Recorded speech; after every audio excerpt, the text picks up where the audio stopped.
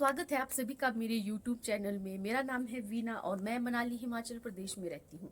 तो जो winter festivals में जो सबसे ज़्यादा प्रिय हमारा जो सबसे प्यारा सा फेस्टिवल है वो है मकर संक्रांति। क्योंकि जो मकर संक्रांति मनाली में एक अनोखे तरीके से मनाई जाती है, मुझे तो बहुत ज़्यादा पसंद है ये वाला साजा। हमारे लोकल लैंग्वेज में इसको साजा कहते हैं।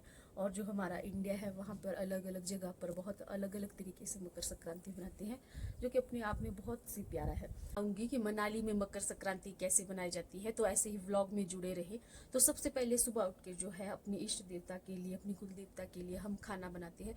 और वो भी कोई नॉर्मल खाना नहीं बनाते जो भोज उनको लगता है। तो सबसे पहले वो होता है और हम जो अपने हर घर के आगे दलौट देते हैं। जो हमारे ये पेड़ होते हैं इनमें जो येलो येलो का निकलता है उसे शायद पॉलन ग्रेन बोलते हैं इंग्लिश में, तो उससे ये दलौट दिया जाता है। तो अभी दिखाती हूँ मैं आप सभी को। तो ये है, इसको देते हैं ऐसे घर के सामने, हर घर के सामने इसको ऐसे देते हैं। और ऊपर जो ये है, हमारे घर में कंस्ट्रक्शन का काम चला है तो यहाँ पर ऐसी मम्मी ने घी लगाया हुआ है और उसमें जो ये जूब है ये रखी हुई है। हमारे मनाली में तो ये 1-2 दिन बनाया जाता है। मनाली से थोड़ा थोड़ा नीचे जाएंगे आप कुल्लू की तरफ, तो वहाँ पर ये बिल्कुल 7 दिनों तक रहता है। तो मेरा ये बचपन का और अभी भी सबसे फेवरेट फेस्टिवल है विंटर्स का। तो मनाली में ऐसे बहुत सारे आपको फेस्टिवल्स दिखने को मिलेंगे। तो ये जो त्यौहार है हम कैसे बनाते हैं ये देखने के लिए आपको व्लॉग में ऐसे ही बने रहना पड़ेगा। मैं आपको आगे दिखाऊंगी व्लॉग में। तो मकर संक्रांति जो है हमारे मनाली में, जो हमारे जौ होते हैं तो उनकी जो 2 पौधे होते हैं, उनकी जो मतलब घास की जो वो 2 डालियाँ होती है वो अपने से बड़ों को देती है। जितने भी हम छोटे होते हैं तो सब एक दूसरे को ऐसे देते हैं और वो वापस हमें एक देंगे, उसको हम जूब कहते हैं। वापस रिटर्न में हमें एक देंगे और उनका आशीर्वाद लेकर हम गांव के हर घर में जाते हैं सुबह सुबह।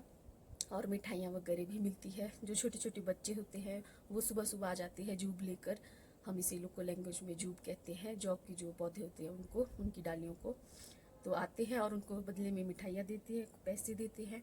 तो वो चले जाते हैं ऐसे ही हर घर में। तो सुबह और सबसे पहले उठकर मेरे भाई ने जो है ये प्रसाद बनाया है। ये तंदूर के ऊपर बनता है और आगे मम्मी पापा ने बताया है कि ये प्रसाद कैसे बनता है और इसका स्वाद कैसा होता है और ये किससे बनता है। तो ब्लॉग में ऐसे ही बने रहे। तो सबसे पहले तो हमारे को जो ये जौ है ये लाना पड़ता है खेत से। तो कई बार तो 4-5 फुट का ही, कई बार तो 4-5 फुट की। जब मैं छोटी थी तो 4-5 फुट तक बर्फ पड़ती थी। तो हमारे को जो बेलचा होता है वो लेकर बर्फ को साइड करना पड़ता था ऐसे खेतों में। फिर जाके हमारे को ये जो तोड़नी पड़ती थी, जौ तोड़नी पड़ती थी। तो अभी तो कुछ जो ये 6-7 सालों से बर्फ इतनी ज़्यादा पड़ती ही नहीं है। 4-4, 5-5 फुट तो बहुत ही कम पड़ती है। तो हमारे गांव में जो एक नाला है वहाँ पर तो ग्लेशियर भी आती थी। अगर अभी बर्फ़ इतनी ज़्यादा पड़ती तो मैं आपको दिखाती कि ग्लेशियर कैसे आती है। ग्लेशियर कैसे आती थी, पूरे हमारे घर के सामने से उगी जाती थी। बड़ा मज़ा आता था हमारे को उस ग्लेशियर को देखने के लिए। तो ये आई हूँ मैं खेत में और यहाँ है जौ लगे हुए ऐसे। तो इनको उठाएंगे अभी और घर में देंगे फिर। नमस्ते। नमस्ते जी, सदा नमस्ते जी। नमस्ते जी। नमस्ते जी। नमस्ते जी। नमस्कार। सुबह शाम खाना इसको ना, थोड़ा ठीक है। दिमाग बढ़ेगा इससे। अब ज्यादा है तो कोई बात नहीं, आप ज्यादा दिमाग तभी आप लगाओ। भी बढ़ाना। मम्मी जी बताएंगे कि हम कैसे भोज बनाते हैं मकर संक्रांति के दिन। तो ये जो भोज है ना इसको बोलते हैं नेउज। तो इसको बोलते हैं बड़ा रोट बनाते एक। और ये जो है ये चिल्लड़ू, ये बनते हैं गुड़ के। गुड़ डालना पड़ता है इसमें, गुड़ के बनते हैं ये चिल्लड़ू। और जो है देसी घी से बनाया जाता पूरा जो भी है। और ये हलवा तो सबको लगता है, हलवा जो है ये बनता आटे का भी, और ये सब बनते हैं आटे के ही। तो हलवा जो है आप खा के भी देख सकते हैं, बहुत अच्छा बना है। तो ये जो बनते हैं ये बनते हैं सारे तंदूर में ही। तंदूर में। तो ये जो रोट चढ़ता है दानी देवता को, देवते के नाम से बता रहा हूँ आपको। और ये है ये है, इसको बोलते हैं न्यूज। ये चढ़ते हैं बनशीरा देवते को। और इसको हम लोकल में चिल्लू बोलते हैं। ये जोगणी माता को चढ़ते हैं। ये हलवा तो स्वस्थ सभी देवताओं को चढ़ता है। तो यहाँ मम्मी और दीदी जो है पकोड़े बना रही है। दीदी शादी के बाद पहली बार आए हैं और इनका ये पहला साजा तो है। ये जो बच्चे हैं यहाँ पर ये लोहड़ी मांगने आए थे पिछले कल, तो इनको मम्मी पैसे दे देते हैं। तो यहाँ मैं सुबह सुबह पहुंच जाती हूँ मंदिर, और धूप जो है नीचे नदी तक पहुंची है, हमारे घर तक अभी नहीं पहुंची है। तो ये है मंदिर बंशीरा देवता का, वनों के राजा है बंशीरा देवता। और माना जाता है कि अगर आप यहाँ पर जो है कुछ मन्नत मांगते हो, अगर पूरी हो तो बंशीरा देवता को जो लोहे का कुछ भी सामान चढ़ाया जाता है, इससे वो खुश होते हैं। लोहे का कुछ भी सामान हो, जैसे दराट, कील वगैरह कुछ भी। तो ये है मंदिर, और हिमाचल प्रदेश के मंदिर की तो अपनी ही अनोखी ही एक बात है।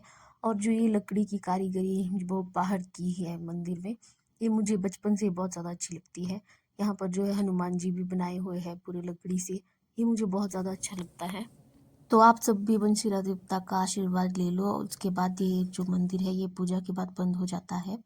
तो ये है जोगणी जी, ये मंदिर के साथ में ही है, ये पत्थर से यहाँ पर बनाया हुआ है, और इनको भी यहाँ जोप देते हैं। और ये है दानी देवता का स्थान। और जो ये दोनों है, ये दोनों जो एक जैसे दिखने में लग रहे होंगे आप सभी को, लेकिन ये अलग अलग है। तो अगर इनके बारे में आपको और जानना है तो कमेंट बॉक्स में ज़रूर बताएं। और मंदिर के बाहर ये गोबर का लेप लगा रहे हैं, और जो है दानी देवता के पास भी गोबर का लेप लगा रहे हैं। सुबह सुबह मंदिर के दर्शन करने में मुझे बहुत अच्छा लगा।